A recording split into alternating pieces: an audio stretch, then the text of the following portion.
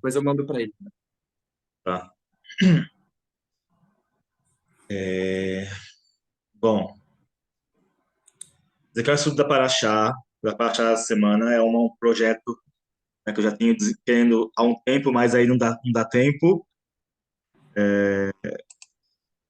e que, deixa eu colocar aqui o som, e que eu falei assim, não, tem que fazer de uma hora para poder aproveitar, porque eu preciso, acho que ele vai entrar. Ah, não. É, assim, você discute a Paraxá, você consegue também, né? Cada semana, cada ano é uma visão diferente. Você tem as, as fontes novas que você descobre estudando, então é muito interessante. E a Paraxá da semana são duas Parashiot em uma, que é Tazria Metzorah, que vai falar sobre, né, a purificação da mulher, que tem a luz a um filho ou uma filha, e depois daquela doença misteriosa que ninguém sabe o que é, que em hebraico chama Tsarat, que é lepra, hanseníase, porque é o que eles fazem, tipo, é o que dá para fazer, que ninguém sabe essa doença. Então, esse estudo da Paraxá, essa conversa, ela é em memória dos 6 milhões de judeus, né, que foram assassinados na Shoah. Hoje a gente começa eu estou gravando hoje na segunda-feira, começa o Yom HaShoah, dia da lembrança da Shoah e da bravura, que muitos não sabem, também tiveram muitas resistências, né, no gueto de Varsóvia, foi que durou vários anos, ali até que os nazistas entraram e mataram as pessoas, mas até então eles resistiram um bom tempo, lutando contra os nazistas. Tem outros campos também que fizeram isso. Ronaldo chegou. Sempre no estudo, aprendi isso no Schechter. A gente está no estudo de Torá, no estudo de Beit Midrash virtual. Então, a gente faz um Nigun para poder dar uma espiritualizada na aula. Esse Nigun especial é o Nigun da vinda do Mashiach. Essa melodia ela foi achada, quem compôs ela estava indo estava dentro de um trem indo para a morte, e ele compôs um papelzinho ali, ele era um músico, ele compôs essa melodia. Ele era um judeu ortodoxo, esqueci agora a raça do que ele era, e ele compôs, e ele falou assim, quem conseguir se salvar, pega essa melodia e leve para o Rebbe. E aconteceu em 1945, uma mulher conseguiu ir para os Estados Unidos e lá ela deu esse papel para o Rebbe deles, para o rabino principal deles, e eles conseguiram cantar a melodia. Por mais que estiveram sofrendo, eles acreditavam que o Mashiach vinha, que ia salvar todo mundo, eles ali naquela situação. E muito interessante que hoje no Checker, sem ninguém saber, tinha uma menina que ela é a bisneta desse cara que escreveu essa melodia. Então foi muito emocionante e a gente consegue fazer isso. Não, era o Rebbe de Motskim, eu esqueci a Hassidut dele, depois eu pego e vejo. Mas a gente vamos fazer essa melodia, né? Animami, animami, animami. באמונה שלמה, בביאת המשיח, בביאת המשיח אני מאמין. ואף על פי כל זה, ואף על פי כל זה אני מאמין, אני מאמין, אני מאמין, באמונה שלמה, בביאת המשיח. בביאת המשיח אני מאמין. Bom, Ronaldo, bem-vindo. Daqui a pouco a gente abre aqui para a gente a participação de vocês nessa. Toda vez que a gente vai estudar a Torá, a gente tem amanhã, né, nas bênçãos da manhã, a bênção da Torá, que a gente todo dia tem que estudar a Torá, de acordo com o costume. Então a gente faz a bênção, Baruch atah Adonai Eloheinu melech haolam, asher bachar banu mikol ha'amim, ונתן לנו את תורתו, ברוך אתה אדוני נותן התורה. Para cada semana, nós temos duas parashiot, porque na verdade, são duas parashiot interlaçadas, né? Você vai ter Tasria, que é uma mulher quando ela tem a luz, e você tem Metzorah, que é a lei do leproso, ali quando a pessoa está doente de lepra. Então, ela faz esse kesher, essa união das duas parashiot, porque também são parashiot muito curtas. Então, a gente também faz geralmente essa junção das duas parashiot. E começa assim, né? A gente não vai ler tudo essa parashá, a gente só vai dar alguns pontos da parashá, porque quem quiser ler, vai ler. Está em Levítico 12, e a outra parashá começa no Levítico 16. Falou o Senhor a Moisés dizendo, fala aos filhos de Israel e diz: se uma mulher conceber e der à luz a um menino, será impura por 7 dias, assim como os dias da impureza, que é a menstruação. E no 8º dia circuncidará ao menino a carne do seu prepúcio. Depois ela ficará 33 dias de descanso, se purificando, e nenhuma coisa santa ela tocará. Assim como ela faz, estou dando assim, uma interpretação, uma leitura interpretativa, assim como ela faz com os 7 dias da menstruação. Então, a mulher, quando ela dá à luz a um menino, ela tem os 7 dias que ela tem que ficar na menstruação, né, como fosse da menstruação, resguardada, depois mais 33 dias. E aí é o caso 40 dias que ela tem que ficar sem tocar nada no santo, sem ir para o tabernáculo, fazer adoração, sem fazer nada. Mas se ela der à luz a uma menina, ela tem que ficar 2 semanas de repouso e mais 66 dias, que isso dá o total de 80 dias. Então, para o menino, ela tem que ficar 40 dias e para a menina tem que ficar 80 dias. E eu pesquisei, procurei as fontes e são muitas explicações, cada época você vai ter uma explicação diferente, mas se a gente vai olhar para uma questão da luz no meio do deserto, onde você não tem água, você não tem o mínimo de asseio, de higiene, então você vê como é complicado você dar à luz, não é? Todo o sangue que a mulher traz, todo o sangue que a mulher derrama ali, então é muito complicado. Aí eu achei uma explicação por que para a mulher tem que ficar 80 dias. Talvez é o caso que essa mulher está dando uma luz a uma fêmea, uma menina, que também vai menstruar um dia. Então, se para o menino tem 40 dias, ela tem que ficar de repouso, ela tem que ficar 40 dias de repouso pela impureza dessa mulher, e depois mais 40 dias para a menina. Então, no caso, ela vai ficar mesmo 40 dias para a menina, não vai ficar os 80 dias para a menina, vai ficar 40 dias para ela e 40 dias para a menina. Tá meio óbvio, tá meio complexo. Vou colocar aqui que eu sei que no meu coisinha. Opa, aqui que eu aqui. Ops. Ok. Ok. Esse é um ponto, tá? Eu não quero muito falar desse ponto sendo que esse é um ponto central da Paraxá, que é da purificação da mulher, que ela tem um filho ou uma filha, mas eu quero fazer outra coisa. Aí, o próximo versículo vai falar o seguinte: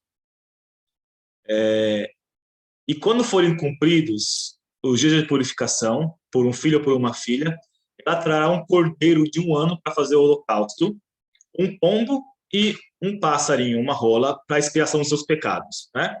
E para a sua purificação. o qual oferecerá perante o Senhor, e ela será limpa de todo o seu sangue. Mas se ela não tiver recursos para um cordeiro, então ela só vai trazer ali 2 rolinhas ou 2 pombinhos para fazer o holocausto, porque um tem que ser para o perdão dos pecados e outro para ela ficar purificada.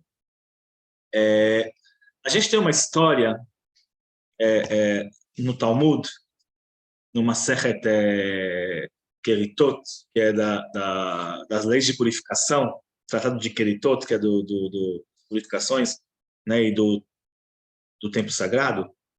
A gente tem uma história muito interessante com Shimon ben Gamliel. Shimon ben Gamliel, ele era o neto de Hillel, depois filho de Gamliel, que era o chefe do Sinédrio naquela época.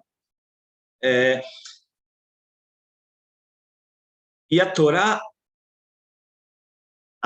Moisés, ele faz um negócio muito interessante. Lembra que a gente está estudando agora, né, a Pirkei Avot, a Ética dos Pais, e você tem Deus deu para Moisés a Torá, que passou para Josué, que passou para os anciãos, que passou para o Sinédrio, e ali, né, a Torá agora pertence ao Sinédrio, e está escrito que o que os rabinos decidem, essa é a lei. Então, está escrito que o que os rabinos decidem é a lei. Depois a gente tem as discussões do Talmud, e tudo que o Talmud vai e vira lei. E aqui a gente tem uma contradição muito forte. O mandamento é o seguinte: toda vez que ela tiver um filho ou uma filha, é uma vez por ano, né? A mulher antigamente ela tinha filho uma vez por ano, né? Os métodos anticoncepcionais são, entre aspas, recentes, mas a mulher tinha filho uma vez por ano. E toda vez que acabava os dias de impurificação dela, ela tinha que ir até Jerusalém para oferecer o sacrifício, para perdoar os pecados e para ser limpa, ser declarada limpa. Então, uma vez por ano, ela ia lá em Jerusalém, a pé, lá do norte, do sul, coitadinha, ia lá com várias mulheres para poder oferecer esse sacrifício. E elas iam, uma vez por ano, até que chegou uma época que o cordeiro, os pombos, os passarinhos estavam tão caros no templo sagrado, tinha um comércio muito grande, que até lembra a história de Jesus, que foi lá e quebrou tudo, né? Estava muito, muito, muito caro. E a mesma época essa lei foi estabelecida, do Rabi Shimon Ben Gamliel. Tá, já vou te falar. E, e ele é contra. E realmente, o Rabino o Gamliel vê isso aí e ele fica muito contra esse comércio no templo sagrado. Pode falar, Guilherme. Não, acabou sendo respondida, que eu ia perguntar justamente isso, então já era uma discussão judaica, não foi Jesus que veio querer combater isso, né? Porque a gente costuma ouvir às vezes que ele estava errado, que o templo, que era comum comércio no templo, que de fato era, mas que não tinha aquela função denunciada por ele. Então a gente encontra fontes judaicas, né? Você acabou respondendo minha. Você vê que o Rabino Shimon Ben Gamliel, ele nasce no ano 10, antes da Era Comum, e ele morre quando o templo sagrado é destruído e decapitam ele, porque ele era o chefe da Assembleia. Então, ele viveu na época do tempo, dessa época que Roma estava mesmo dominando tudo e você tinha que fazer os acordos com Roma, etc. E ali você tinha também as pessoas que faziam tudo comércio, né? Então, é muito interessante. E eu vou lendo assim, meio hebraico, meio em português, para poder, que é muito interessante essa história. Assim, Maseh Shamru Kinim Yerushalayim Bedinarei Zaav. Aconteceu que aumentaram os preços dos cabritos, vamos dizer, dos cabritos e das rolinhas e dos passarinhos para o sacrifício para 1 dinar de ouro. 1 dinar de ouro era quase o trabalho de um ano de uma pessoa, 1 dinar de ouro. Então, vou dizer, a mulher sai da sua casa para fazer seu sacrifício no tempo sagrado e tem que comprar um cabrito, um cordeiro de um ano, impecável, que custava o salário do ano todo. Então, isso não estava. As mulheres estavam deixando de fazer isso, elas não iam mais para Jerusalém para se purificarem, elas preferiam ficar impuras do que se purificar. Então, Amar Rabban Shimon ben Gamliel, falou o Rabano, o grande rabino Shimon ben Gamliel, Amaonaze lo alen alayla. Por causa disso, eu não irei dormir até que toda oferta de sacrifício seja menos que um dinar. Tipo, seja menos que uma moeda. Entendeu? Ele falou assim, a partir de hoje vai ser menos que uma moeda, eu não quero saber. Se for mais que uma moeda, a gente vai cancelar, vocês vão perder dinheiro. Tudo bem. Aí ele continua. Qual que era o mandamento bíblico? Todo ano a mulher tem que ir lá e fazer o sacrifício. Ela tem um filho e uma filha. Os vendedores do templo não quiseram abaixar o preço. Então, o que ele estipulou? Tá bom, então a mulher não é mais obrigada a ir no templo todo ano. Ela pode, a cada 5 anos, entregar uma oferta só a cada 5 anos, já que vocês não querem baixar o preço do cabrito, dos pássaros. Então, em vez de vocês ganharem todo ano, vocês vão perder 4 anos. Vocês vão ganhar uma vez por ano, mas por 4 anos vocês não vão ganhar, porque ela vai estar limpa, purificada a cada 5 anos e está tudo certo, e vai acabar esse comércio aqui. E foi estipulado, mesmo que ela é obrigada a ir uma vez a cada 5 anos. Então parou esse comércio, mas mesmo assim ficou um pouquinho caro, e a lei mudou. A lei da Torá é uma vez por ano, e a lei do Talmud, do sábio, do Shimon ben Gamliel, é uma vez a cada 5 anos. Então a gente está passando, dando uma passadinha na Parashá e nas Mikot, na Sonsa, para poder ver o que acontece, tá? Outra coisa. Se nasce um menino, você tem que fazer a circuncisão. Lá, Meforach, está escrito, né, explicitamente no mandamento aqui.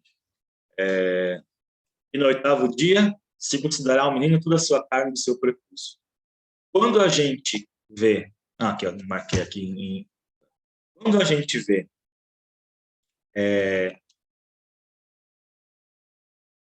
essa imagem que foi descoberta no Egito, a gente vê uma imagem de circuncisão sendo feita no Egito. Egípcios circuncidando egípcios, tá tudo bem. É um costume egípcio, você vê pelos historiadores e pelos arqueólogos, que a circuncisão era uma prática totalmente egípcia. Opa, aí agora a gente bate num conflito bíblico-teológico, que você tem Deus falando para Abraão, circuncida a sua carne, todos que moram com você, que sejam homens, até os seus empregados têm que circuncidar também. E agora? A Torá foi escrita por Moisés, não foi escrita por Abraão. Talvez Moisés pega essa história da circuncisão, que era uma cultura geral do Egito, e remete a Abraão. É uma coisa para pensar, é uma coisa muito séria para pensar. Será que a circuncisão era praticada pelos judeus do Egito? Ou era só pelos egípcios? Interessante você pensar nisso. Depois que se dá a saída do Egito, Moisés vai escrever. O primeiro mandamento, depois da entrega da Torá, é essa. E no 8º dia, circuncidará o menino a carne do seu prepúcio. Ou seja, depois que a Torá foi dada no Monte Sinai, Moisés vem com esse mandamento da circuncisão. E o mandamento que aconteceu com Abraão? Ninguém sabe. Ninguém sabe. A gente vai ver o texto. O texto vai revelar para a gente. Livro de Josué. Naquele tempo, disse o Senhor a Josué e Yoshua: faze facas de pedra e torna a circuncidar outra vez aos filhos de Israel. Então Josué fez para si facas de pedra e circuncidou os filhos de Israel no monte dos prepúcios. E foi esta causa que Josué circuncidou. Todo o povo que tinha saído do Egito não tinha sido circuncidado. Então o povo viveu 40 anos no deserto e ninguém praticou a circuncisão. Ou seja, Moisés era o líder supremo do povo de Israel e não obrigou ninguém a se circuncidar. É uma coisa muito estranha isso, é uma coisa muito louca, sabe? Uma das coisas básicas da religião judaica, o pacto que Deus fez com Abraão, o Isaac, Jacó, com nossos pais, e agora o pessoal sai do Egito e não tem circuncisão. Aí, quando o povo entra na Terra Santa, na Terra Prometida de Canaã, vai ter que circuncidar agora. Você tem algum palpite, alguma coisa? Olha que interessante. A gente sabe que o trauma, a pessoa repete o trauma ou ela não quer fazer aquilo que foi feito com ela. Você tem duas respostas para o trauma. Quando Moisés foge, que ele matou ali quando ele matou ali o egípcio, ele foge por causa do Itró, do seu, né, que vai ser o seu sogro, ele chega lá para tomar água, as menininhas correm lá para o pai e falam assim, pai, tem um egípcio aí fora. Ou seja, ele não era judeu. Moisés não era judeu, ele não se identificava como israelita. Ele não se identificava como um povo um escravo. Óbvio, ele era o neto do faraó, filho da filha do faraó. Um dos mais sábios homens que tinham, né? E ele casa ali com a Tsípora.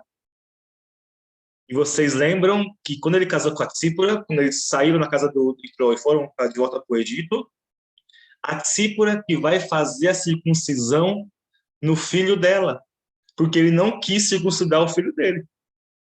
E ela, com a raiva ali, ela joga ali a olá, o prepúcio, no colo de Moisés. Tipo assim, ó, se você não fez, eu fiz. Entendeu? Eu acho que Moisés, ele não queria muito, ele não gostava muito dessa ideia de circuncidar. Porque ele não tinha feito no filho dele, e todo mundo que viveu no deserto, que ele tirou do Egito, quem nasceu, não tinha feito a circuncisão. O povo vai fazer com 40 anos a circuncisão. Muito interessante isso. Pode falar, pode falar. A única coisa que me ocorreu na cabeça é que eu lembrei de uma história que eles falam que muitos romanos se convertiam, mas tinham medo da circuncisão. Então eles pediam para os filhos, eles faziam nos filhos, mas não faziam neles mesmos já adultos. Então talvez tenha acontecido a mesma coisa de acordo com a narrativa, né? Tipo, o Yoshua escreve, né, que todo mundo que saiu do Egito tinha circuncisão, óbvio. Mas quem nasceu ali não tinha, entendeu? Quem nasceu E no Egito. eu não entendi. Por que será que a Tsípora, dentro da narrativa, ela teve esse apelo, sendo que o pai dela era o sacerdote de uma religião nada a ver com a ideia do monoteísmo israelita? Então, aí você vê que a circuncisão era uma coisa que era praticada normalmente no antigo, na Mesopotâmia, no Egito, sabe? Você vê que era uma coisa muito comum a circuncisão era feita. É, é, e a gente tem que lembrar que tudo quando você pega uma ancestralidade é para dar o apoio do que você quer fazer. Tipo, olha, o meu pai, o meu avô fez isso, entendeu? Então Moisés ele escreve a Torá e ele pega uma história de Abraão. Olha, Abraão é o nosso pai e ele fez a circuncisão. E você vê que ele sempre está batendo no povo. Aí vem o livro de Devarim, de Deuteronômio, que ele vai escrever, lembrando tudo, como fala, é um resumão de tudo que ele escreveu, ou seja, o povo não fez nada o que ele quis. Ou seja, ele teve toda hora batendo na tecla, na tecla, na tecla. Ele vai repetir os 10 mandamentos, ele vai repetir o Shema Israel, ele vai repetir tudo de novo, porque o povo tem que fazer, e é isso. É interessante a circuncisão. No quadro dos egípcios, é legal que mostra em adultos, né? Em E uma adultos. eu vi que quando a Torá bate numa tecla é porque a tendência era fazer o contrário. Então a gente vê a foto que eram em adultos, talvez talvez fosse uma novidade se fazer em criança, porque tem um enfoque muito grande aqui de se fazer no 8º dia, né, nessa Sim, paraxá. sim, sim. E também Abraão. Abraão, na verdade, não tinha o mandamento, não era para ele circuncidar o filho no 8º dia. Por isso que ele fez, quando ele tinha 90 anos, ele fez no Ismael quando tinha 13 anos. Aí quando Yitzhak nasce, o Isaac nasce. Daí tinha 8 dias, aí ele foi circuncidar o menino com 8 dias. Mas não tinha essa questão do 8º dia. E aqui é a primeira vez que aparece que no 8º dia tem que circuncidar o menino. Entendeu? Aqui você tem né, o Vayom Hashmini Imol Bessar Orlato. No 8º dia vai cortar o prepúcio, a carne do seu prepúcio. É muito interessante a questão da circuncisão, por isso que eu peguei muito forte aqui, porque é uma coisa... Rambam Maimonides diz o seguinte: o que o judaísmo trouxe de novo para o mundo foi o Shabat e o não sacrifício de humanos. O resto é tudo coisa da cultura que o Abraão vivia, que Moisés vivia, que o povo vivia, entendeu? Ontem me questionaram o seguinte: talvez o povo de Israel pegou, talvez os egípcios pegaram o costume do povo de Israel. Mas aí é contra, porque você não vai pegar o costume do escravo. O escravo pega o costume do senhor, não é o contrário, entendeu? E é interessante isso. Bom, isso aqui é só para fazer a paraxá. Aí agora a gente vai dar só da lepra, de Saharat, da lepra. Você tem o Abarbanel, que é um comentarista da Torá, o Isaac Abarbanel, ele fala o seguinte, que essa doença era um fruto espiritual, era uma doença espiritual que fazia aparecer essas manchas no corpo. E você tem, na própria paraxá anterior que a gente estava discutindo agora, Castria, você tem ali que o Cohen, ele era um negócio tão espiritual que o Cohen que tratava essa pessoa, não era um curandeiro, não era um médico, era o Cohen. Colocava ele lá de quarentena, tinha que ver se tinha alguma manchas no seu corpo, se tinha algum pelo que era, como fala, branco, né? E ele curava. E uma das razões dessa doença era o Lashon Hara, falar mal de alguém. Quem que falou mal de alguém e ficou com essa doença? Miriam, a irmã de Moisés. A irmã de Moisés falou para Tzipora, que era negra, e então o Rashi ele vai falar sobre isso, né? A Tzipora era negra, e o que aconteceu? Ela, no mesmo dia, ela adoeceu com lepra, com a tsarat. Você já colocar aqui o versículo. Então, depois ela teve que ficar 7 dias mesma coisa que acontecia normal. Se você tinha essa doença, tinha que ficar isolado por 30 dias, você tinha que fazer umas como fala, umas verificações. E hoje o Rabino estava falando de algumas verificações que eram muito interessantes que se fazia no antigo templo de Israel. Você tinha como fosse o teste de corona.